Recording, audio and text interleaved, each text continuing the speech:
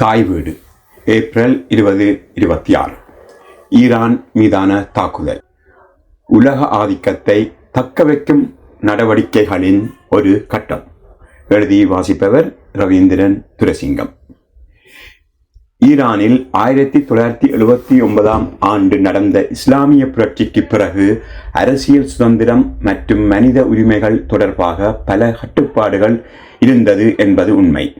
மனித உரிமை அமைப்புகளான amnesty international மற்றும் ஹியூமன் ரைட்ஸ் வாட்ச் போன்றவை பலமுறை அரசியல் கைதிகள், ஊடக கட்டுப்பாடு, பெண்களின் உரிமைகள் உள்ளிட்ட பிரச்சினைகளை சுட்டிக்காட்டியுள்ளன. அதே நேரத்தில் ஈரான் முழுமையாக சிதைந்த நாடாகவும் அல்ல. கல்வி, மருத்துவம், அறிவியல் போன்ற துறைகளில் குறிப்பிடத்தக்க முன்னேற்றங்களும் ஏற்பட்டுள்ளன. எனவே ஈரானின் நிலைமை முழுமையாக நல்லதோ அல்லது முழுமையாக மோசமோ என்று ஒரே கோட்டில் விளக்க முடியாத ஒரு சிக்கலான அரசியல் அமைப்பாகவே பார்க்கப்படுகிறது. சோவியத் ஒன்றியத்தில் யோசப் ஸ்டாலின் ஆட்சி காலத்தில் 30களில் நடந்த கிரேட் பர்ஜ், கட்டாய விவசாய கூட்டுறவு, குலாக், சிறை முகாங்கள் போன்ற நடவடிக்கைகளால் பல மில்லியன் மக்கள் உயிரிழந்தனர். சீனாவில் மாவோ சேதுங்கின் கிரேட் லீப் ஃபார்வர்ட் 1958 1968 பின்னர் நடந்த கலாச்சார புரட்சி கல்ச்சரல் ரெவல்யூஷன் 1966 1976 கால அரசியல் கலவரங்களாலும் 20-40 மில்லியன் மக்கள் வரை உயிரிழந்ததாக பல வரலாற்று ஆய்வுகள் குறிப்பிடுகின்றன. இதனுடன் ஒப்பிடும்போது ஈரானில் 1979 புரட்சிக்கு பிறகு நடந்த அரசியல் அடக்குமுறைகளில் ஆயிரக்கணக்கானோர் அல்லது 10,000கணக்கானோர் உயிரிழந்ததாகவே பொதுவாக குறிப்பிடப்படுகிறது. ஆனால் அமெரிக்கா மற்றும் இஸ்ரேலின் தாக்குதல்களின் காரணமாக உயிரிழக்கக்கூடிய மக்களின் எண்ணிக்கை இதைவிட பல மடங்கு அதிகமாகலாம். மேற்கத்திய கூட்டாளிகளும் அதிகாரமைய ஆட்சி முறைகளும். சவுதி அரேபியா முழுமையான அரச மன்னராட்சி ஆகும். அங்கு அல் சவுத் அரச குடும்பமே அரசையும் அரசியலையும் முழுமையாக கட்டுப்படுத்துகிறது. கத்தார், ஐக்கிய அரபு அமீரகம், குவைத், பஹ்ரைன் மற்றும் ஓமான் போன்ற நாடுகளும் அரச குடும்பங்களால் ஆளப்படும் மன்னராட்சிகள் ஆகும். இங்கு அரசர்கள் அல்லது எமீர்கள் முக்கிய அதிகாரங்களை வைத்திருக்கின்றனர். சில நாடுகளில் பாராளுமன்றம் இருந்தாலும் இறுதி அதிகாரம் அரச குடும்பங்களிடமே உள்ளது. இவை முழுமையான ஜனநாயக அரசுகள் அல்ல. ஃப்ரீடம் ஹவுஸ் போன்ற அமைப்புகளின் மதிப்பீட்டில் இந்நாடுகள் not free அல்லது partly free என்ற வகைப்படுத்தல்களில் இடம்பெறுகின்றன. இங்கு அரச குடும்பங்களே அதிகாரத்தை தக்க வைத்திருக்கும் அரசியல் அமைப்புகள் காணப்படுகின்றன. மேற்கத்திய நாடுகளுடன் நெருக்கமான அரசியல் உறவுகளை கொண்டிருப்பதால் இந்நாடுகள் மீது கடுமையான விமர்சனங்கள் பல நேரங்களில் முன்வைக்கப்படுவதில்லை. இந்த நாடுகள் மேற்கின் தாளத்துக்கு ஆடுவதால் இவை விமர்சிக்கப்படுவதில்லை. வெளிநாட்டு அழுத்தமும் உள்நாட்டு பதற்றமும். 1979 புரட்சிக்கு பிறகு அமெரிக்கா மற்றும் சில மேற்கத்திய நாடுகள் ஈரானுக்கு பல்வேறு பொருளாதார தடைகள் விதித்துள்ளன. குறிப்பாக 2006 ஆண்டுக்கு பிறகு ஐக்கிய நாடுகள் அமைப்பு மற்றும் மேற்கத்திய நாடுகளில் ஈரானின் அணுத்திட்டத்தை காரணமாக கொண்டு நிதி, வங்கி மற்றும் எண்ணெய் ஏற்றுமதி துறைகளில் கடுமையான தடைகளை விதித்தன. உலக வங்கி மற்றும் IMF அறிக்கைகள் இந்த தடைகள் ஈரானின் பொருளாதார வளர்ச்சியை மிகவும் பாதித்ததாக குறிப்பிடுகின்றன. இதேபோல் கியூபா 1960களிலிருந்து மற்றும் வெனிசுவேலா போன்ற நாடுகளும் நீண்டகால பொருளாதார தடைகளால் பாதிக்கப்பட்டுள்ளன. மேற்கத்திய அரசியல் மற்றும் பொருளாதார ஆதிக்கத்தை தொடர்ந்து தக்க வைத்துக் கொள்ளும் முயற்சிகளின் ஒரு பகுதியாக இந்த தடைகள் பயன்படுத்தப்படுகின்றன. வரலாற்றில் பல இடங்களில் மேற்கத்திய நாடுகள் பிற நாடுகளின் அரசியல் தலையீடு செய்த சம்பவங்கள் உள்ளன.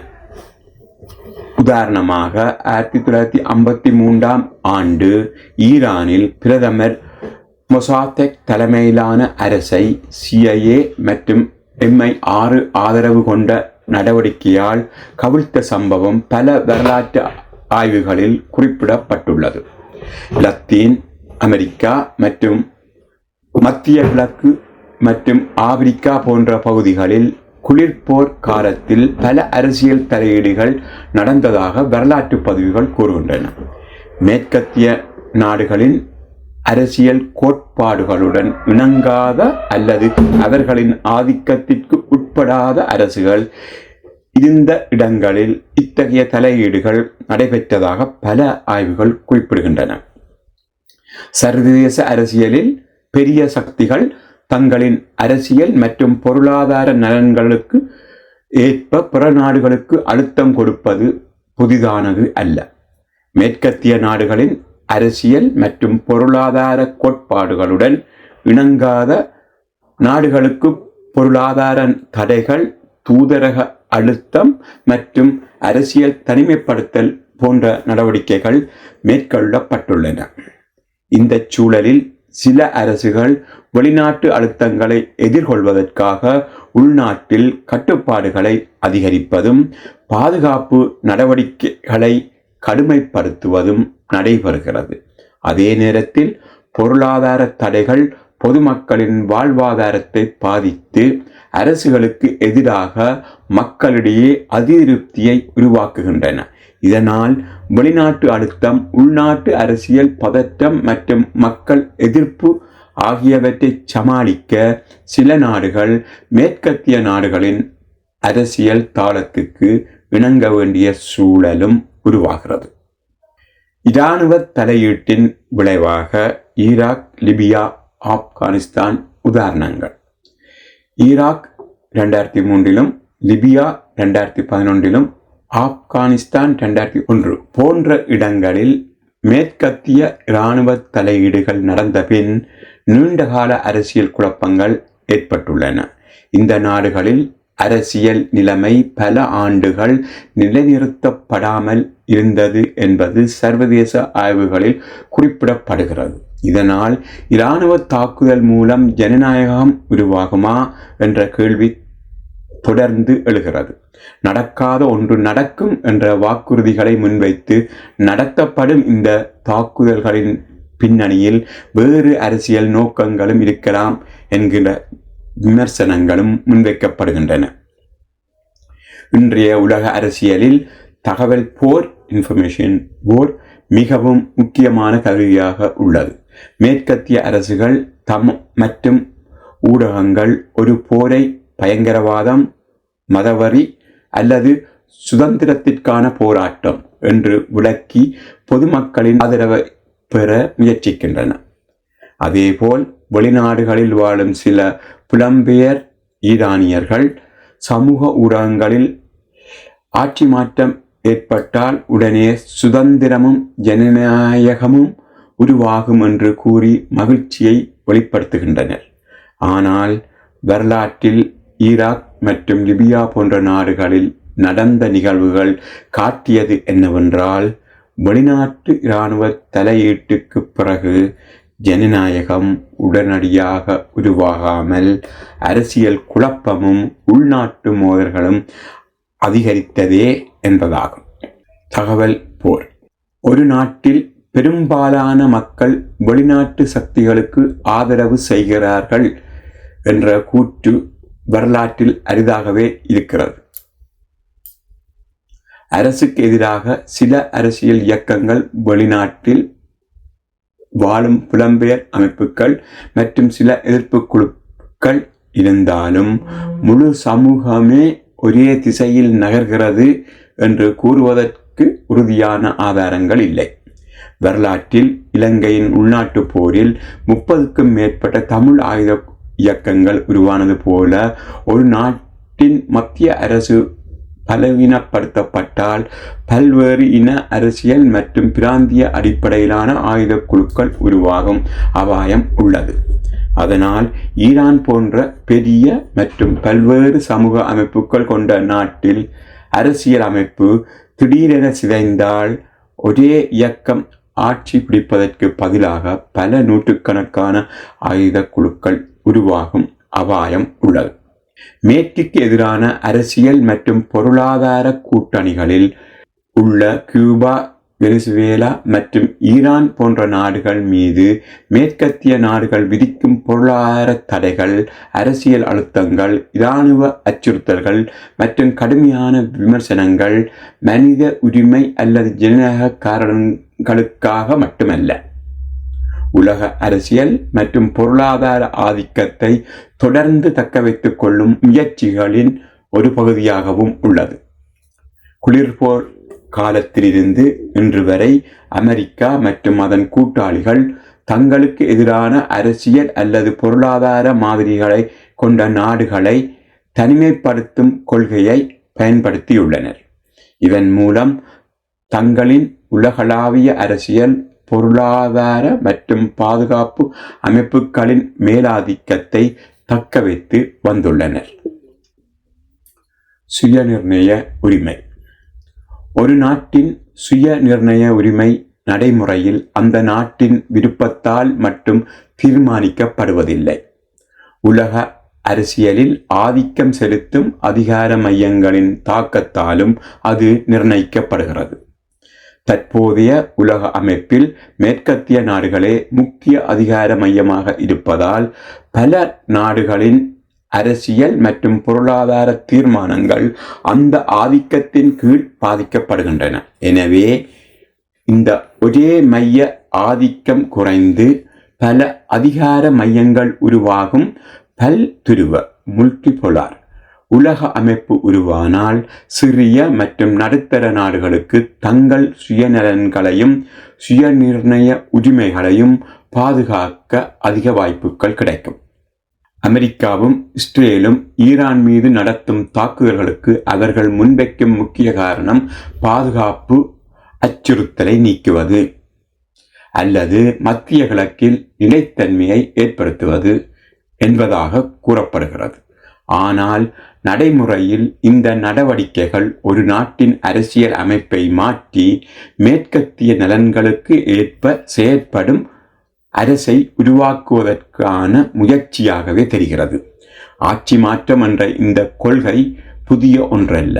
இது கடந்த பல தசாப்தங்களாக அமெரிக்க வெளிநாட்டு கொள்கையின் ஒரு பகுதியாக பல நாடுகளில் முயற்சிக்கப்பட்டுள்ளது.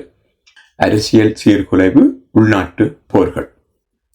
அமெரிக்காவுக்கும் இஸ்ரேலுக்கும் போர் நடத்தும் திறன், ஆயுத தொழில்நுட்பம், நிதிவளம் மற்றும் உலகளாவிய இராணுவ தளங்கள் போன்றவற்றில் மிகப்பெரிய முன்னிலை உள்ளது. மனித இழப்புகளின் அளவிலும் இந்த போர்கள் பெரும்பாலும் ஒருதலைப்பட்சமாக அமைந்துள்ளன. ஆனால் இத்தகைய தாக்குதல்கள் உண்மையில் அந்த நாடுகளில் ஜனநாயகத்தை உருவாக்கியுள்ளனவா என்ற கேள்வியை எழுப்பினால், ஈராக், லிபியா மற்றும் ஆப்கானிஸ்தான் போன்ற நாடுகளின் சமீபத்திய வரலாறு இதற்கு நேர்மறையான பதிலை வழங்கவில்லை. அந்த நாடுகளில் சுதந்திரம் வெறும் என்ற வாக்குறுதிகள் வழங்கப்பட்ட போதிலும் அதன் பின் ஏற்பட்டது அரசியல் சீர்குலைவு, உள்நாட்டு போர்கள், உடைந்த அரசியல் அமைப்புகள் மற்றும் பல ஆண்டுகள் நீண்ட மனிதாபிமான நெருக்கடிகளே. வியட்நாம் போரை எடுத்துக்கொண்டால் அதன் மனித இழப்பின் அளவு இந்த உண்மையை தெளிவாக காட்டுகிறது.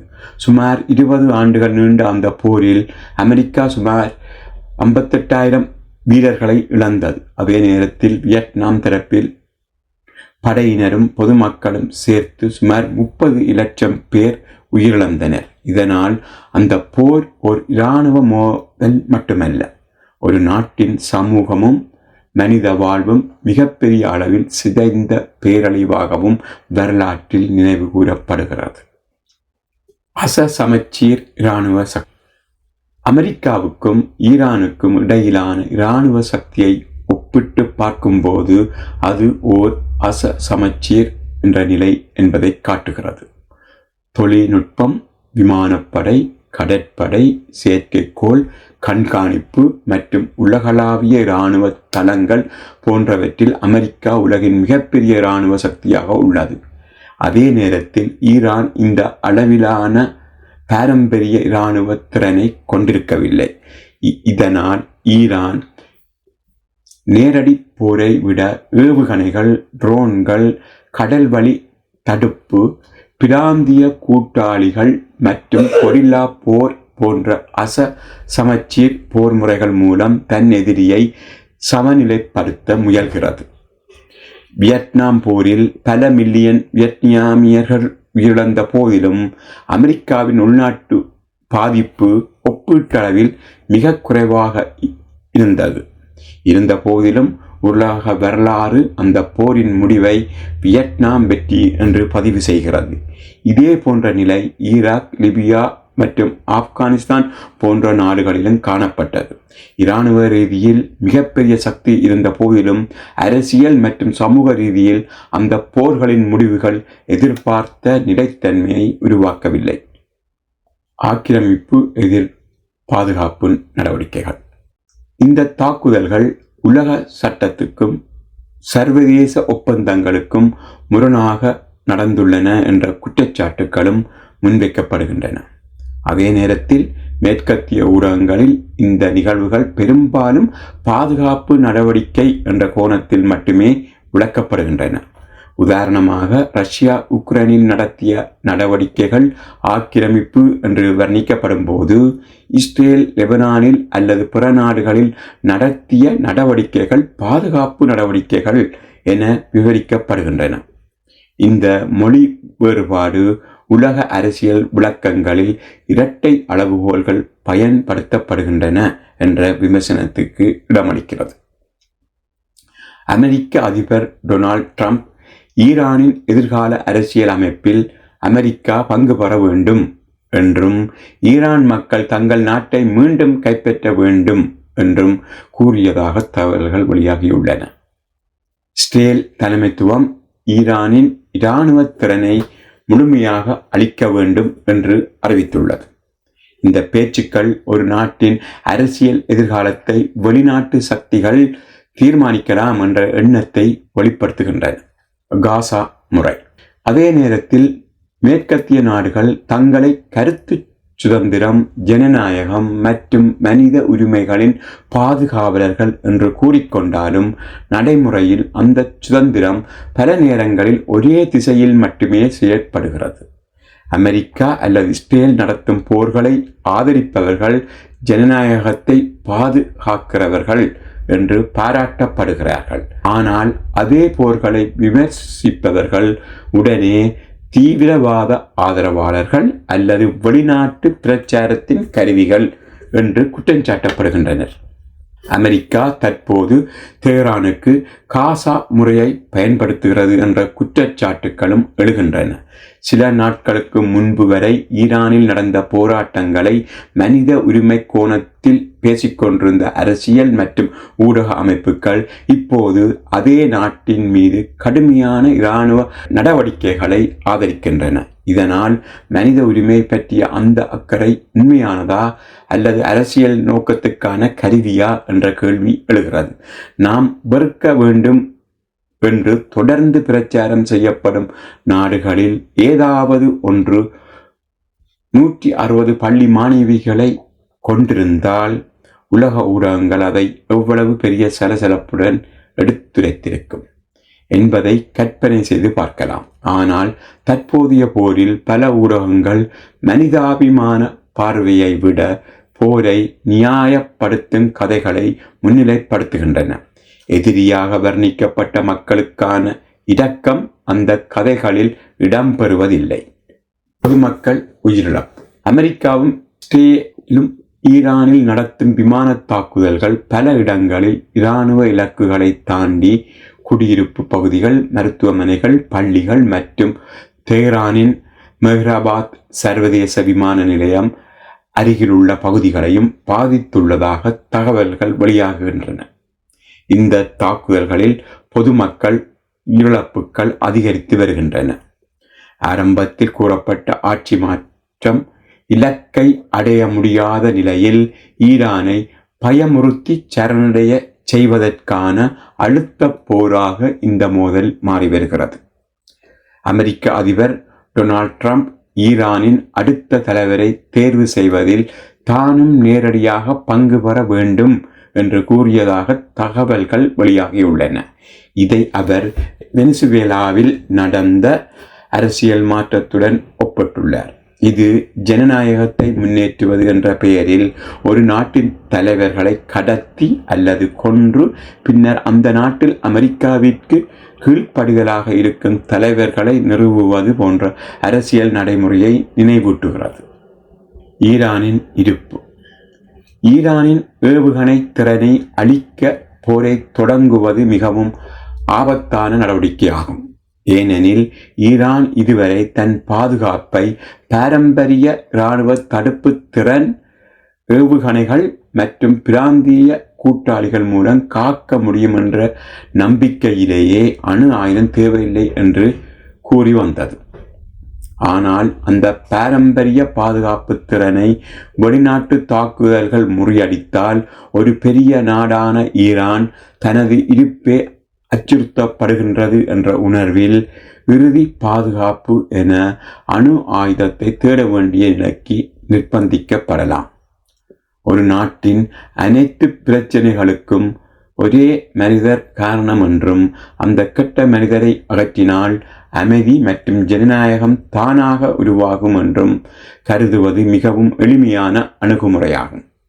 பல மேற்கத்திய அரசியல் விளக்கங்களில் ஒரு நாட்டை ஒரு மோசமான தலைவர் பிடித்து கொண்டிருக்கிறார் என்று கூறி அவரை அகற்றினால் பிரச்சனை தீரும் என்ற கதை உருவாக்கப்படுகிறது. ஆனால் சர்வதேச அரசியல் பல அதிகார மையங்கள், சமூக இயக்கங்கள், மத மற்றும் அரசியல் அமைப்புகள் போன்ற சிக்கலான காரணிகளால் உருவாகிறது. எனவே ஒரு தலைவரை அகற்றுவதால் ஒரு நாட்டில் ஜனநாயகம் தானாக உருவாகும் என்ற கருத்து உண்மையை மிக எளிமைப்படுத்தி விளக்கும் அரசியல் கதையாகவே பார்க்கப்படுகிறது. நன்றி.